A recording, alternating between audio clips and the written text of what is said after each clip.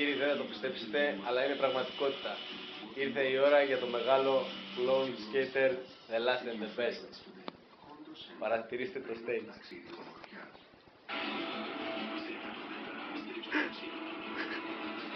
Εδώ βλέπουμε το stage.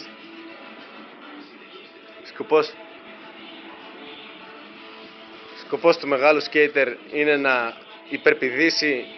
Φυσικά εμείς πιστεύουμε ότι θα το κάνει με πολύ μεγάλη ευκολία αυτό εδώ το εμπόδιο και πρέπει στο τέλος να καταλήξει εδώ,